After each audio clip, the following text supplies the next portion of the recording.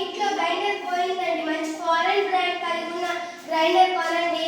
ఏంటి నువ్వు కూడా ఫారెన్ రోజులకు వెళ్ళావా? పోతే బాగా మన దేశంలో తయారు చేసుకునే నాణ్యమైనవి నేను అవే తెస్తా. సరేనండి తండ్రి. రావాలి గౌడులు అన్నీ ఉన్నాయి రండి. చూపించండి. నాన్న నాకు ఈ గౌన్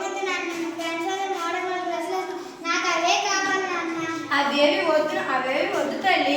ఇవి హస్తకళ షాప్. ఇవి హస్తకళతో తయారు చేశారు తల్లి. ఇది శరీరానికి అనుకూలంగా కూడా ఉంటాయి. ఇది చూడు ఎంత బాగుంది. తీసుకో. బొమ్మ షాప్ వెళ్దాం పదండి. మందారం లాంటి మంచి బొమ్మలు రెండమ్మ రండి. బొమ్మలమ్మ బొమ్మలు. నాన్న నాకు రిమోట్ కార్ కావాలి నాన్న. రిమోట్ కార్ వద్దన్నయ్యా. మనం హస్తకళ షాప్ వెళ్దాం పదండి రా. హస్తకళ అంటే ఏంటి నాన్న? చేతితో తయారు చేసే బొమ్మలు. హస్తకళ షాప్ లో మంచి వస్తువులు ఉంటాయి. మా టీచర్ గారు కూడా చెప్పారు. నాన్న నాకు ఇది నచ్చింది నాన్న. తీసుకోనన్నా పదండి. ఇదిగో అమ్మా. మీ షాప్ అయిపోయిందా తల్లి? ఎలాగో వచ్చాం. పక్కింటి బామ్మగారి వాళ్ళ అబ్బాయికి బాగాలేదు కదా, చూసుకొని వెళ్ళిపోదాం పదండి.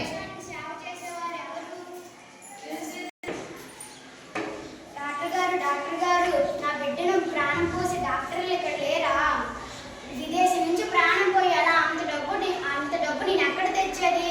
చిన్న రోగాలకు ఎక్కడే డాక్టర్లు అంటారమ్మా. నీ బాబుకు గుండె ఆపరేషన్ చేయాలి.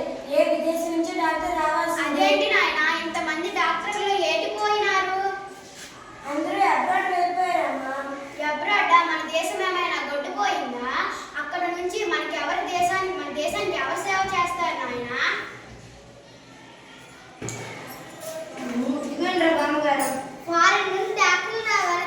ఇప్పుడే కదా నాన్న ఫారెన్ వస్తువులు వాడొద్దన్నావు. ఫారెన్ బట్టలు కూడా వాడొద్దన్నావు కదన్నా. మరేం చేస్తాం? డాక్టర్లు ఇంజనీర్లు మన దేశంలో చదువుకొని వేరే దేశాలకు వెళ్ళి అక్కడ సేవలు అందిస్తున్నారు.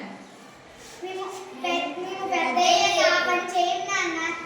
ఈ దేశంలో చదువుకొని ఈ దేశంలో ఉద్యోగం చేసుకొని ఈ దేశానికి అభివృద్ధి చేస్తాం నాన్న. సరే తల్లి పదండి. Good morning sir. మార్నింగ్ అమ్మా. ఏం రామయ్య పిల్లలతో బజార్కి వచ్చావా? పిల్లలు సంభాషణ అంతా విన్నానయ్యా. చాలా బాగుంది. మంచి పిల్లలకి అన్నావు. స్వదేశీ వస్తువు వాడకం అనేది చాలా మంచిది అమ్మా. జాగ్రత్తగా. అయితే మనం స్వదేశీ వస్తువులే వాడాలి.